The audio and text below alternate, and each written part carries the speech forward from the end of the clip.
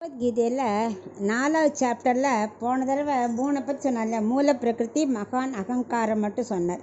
அகங்காரத்தில் 3 வகை: சாத்விக அகங்காரம், ராஜச அகங்காரம், தாமச அகங்காரம். இப்போ சாத்விக அகங்காரம் என்னெல்லாம் பார்க்க போகிறோம். சாத்விக அகங்காரத்தில் ஞானேந்திரியங்கள் 5, கர்மேந்திரியங்கள் 5, மனசு 1. ஏன்னா ஞானம்னாலே அறிவு வரணும் இல்லையா? அதுக்கு 5 புலன்கள் தேவை. அது என்னெல்லாம்? அறிவுக்காக கண், காது, மூக்கு, நாக்கு, தோல். இந்த 5 புலன்கள், இந்திரியங்கள். அடுத்தது கர்மேந்திரியங்கள் 5 சொன்னார் இல்லையா? அது செயல். கர்மானாலே செயல். அது என்னெல்லாம்? வாக்கு, பாணி, பாதம், துவாரம் 2. அதாவது வாக்குன்னா பேசுறதுக்கு, பாணின்னா கை வேலையெல்லாம் செய்யறதுக்கு, பாதம் நடக்கிறதுக்கு, துவாரம் 2ன்னா வேண்டாத கழிவுப் பொருட்கள்லாம் வெளியில் போகிறதுக்கு.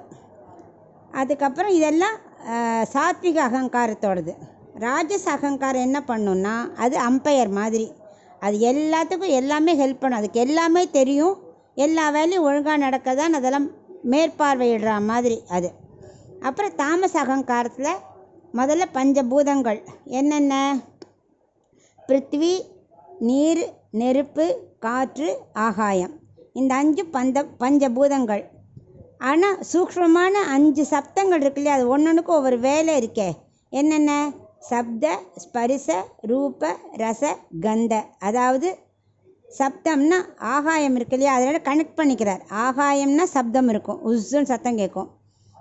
அடுத்தது காற்று.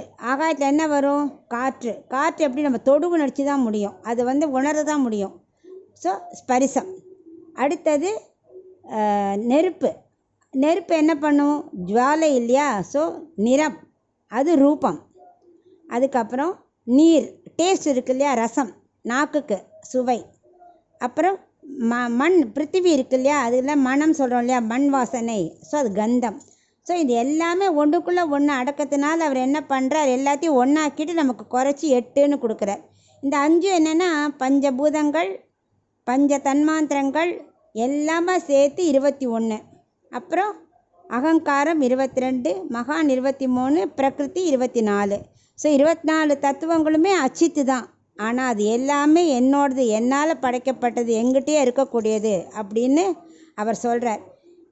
இந்த 24ஐயும் இந்த ஸ்லோகத்தில் 8ஆக்கி கொடுத்துருக்காரு. ஏன்னா புலன்கள்னால் அதோட வேலைகள் எல்லாம் சேர்த்து கம்பைன் பண்ணிட்டார். எல்லாம் விவரித்து நமக்கு புரியறதுக்காக சொல்லியிருக்காரே தவிர இந்த ஸ்லோகத்தில் 8ஆக்கி கம்பைன் பண்ணிட்டார். 24 என்னோடது தான்.